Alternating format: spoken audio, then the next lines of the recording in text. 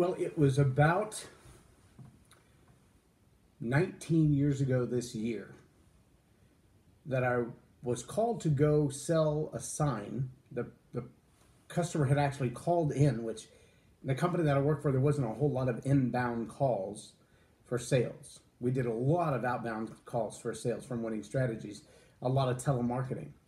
But from this particular client, we got an inbound sales call. And they wanted a sign for their building, but no one could understand what they were saying. And so I literally had to get in the car and drive across town and go meet this client face to face to understand what it is they wanted for their sign. Well, it turned out that over the course of the next several months, the individual who wanted the sign would end up renting a room from us for almost 2 years and living in our home. And then as life progressed, they went their way and we went ours, and we run into each other several times over the course of the years. At the time, their boys and mine were 3 or 4 years old. And here we are with my baby at 19, and their oldest one is now married and has a few kids of his own. And it's a fascinating process. But we get to go see them today in Las Vegas. And it's an amazing thing to see how relationships can outlast all the differences in the world. See, their family and ours are significantly different. They're from Afghanistan. We're from Texas. They're Muslim. We're Christian. Politically, we're nothing alike. But our friendship, our relationship with each other, our admiration and respect for each other has withstood all of those differences. And today's post is not only for Tell It Like It Is TV, but it's also a guest post for Parenting Teenagers Online, which is a global program. It reaches Ghana, it reaches Belize, it reaches South Africa, and it's a powerful thing to understand that young people, literally all of the world, and their parents are actively participating with Parenting Teenagers Online, with the blog, with the videos, with the Facebook fan page, more than 2,500 fans on that page already. But the growth of that page has been because the content continues to reach in a way that says, this is who we are, this is who I am, this is what we stand for, this is what I stand for. But it's not about offending anyone. It's not about causing ire. It's not about evoking or invoking emotions in anybody else. It's about causing us to find our human common ground, to find our mutual love and respect, to allow me to be me, to allow you to be you, to honor one another. And as we come into this holiday season, there's Kwanzaa, and we just had Rosh Hashanah, and there's Hanukkah, and there's Christmas. And in this winter season, there's a celebration from almost every walk of life. A celebration of the changing of the seasons as we go from fall into the dead of winter. In some places in the world, that means it's time to store up all the food you can and batten down the hatches because the weather will be unbearable. Of course, in Texas, it means shorts in the afternoon and a sweater at night. It doesn't get real drastic here. But as we go through this holiday season, whether you're unwrapping boxes and paper and packages for the little ones, or you're sharing travel tips with one another as you go across the country, or you're lighting candles and praying for loved ones, remember that as you live your daily life, the only thing that will last forever is another human being. Store up your treasures where moth and rust cannot corrupt, where evil cannot come in and steal. Store up your treasures in those things which are everlasting, your friends and your family.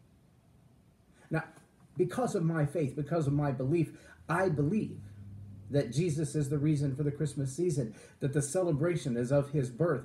But if you look through the history books, the season of his birth and the celebration that is Christmas, It's a little hard to jive with those. The winter solstice is more of a lineup of the days. The Boxing Day is a little different in England than it is in America. And celebration in Canada is a little bit different, whether Christian or otherwise. And there are Christians around the world who will celebrate Christmas, and Jewish people around the world who will celebrate Hanukkah in the same calendar season, but for different reasons. And yet, even then, it's not the presents, it's not the packages, it's not the religious celebrations, it's the human being that is everlasting. It is the human being whose spirit belongs in heaven, whose soul will live forever, long after the body has gone back to dust. That may seem like a grim reminder that we're all going to die. Yay, Merry Christmas to you, right? No, it's a joyous reminder, especially for those of us who have, like my 92-year-old grandmother, they're facing the ravages of the human body and its effects on age, the effects that age has on it. Things like Alzheimer's and Parkinson's and arthritis and those things that catch up with you when life slows down a little bit. It's hard sometimes to realize that you're going to live forever. You may not have this body the whole time, but you're going to live forever. That's Merry Christmas right there.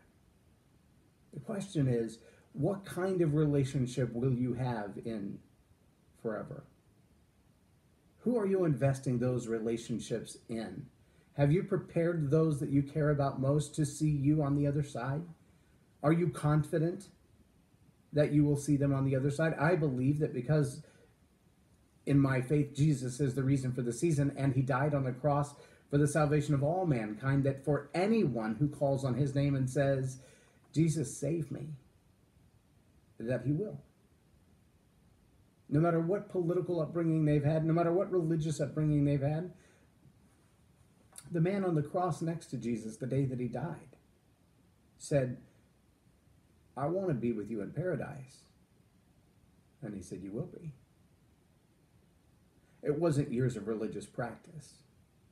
It wasn't about obedience or a lack of obedience. The man was a filthy, rotten scoundrel, or he wouldn't have been on the cross to begin with. But he was there on the same day that Jesus was.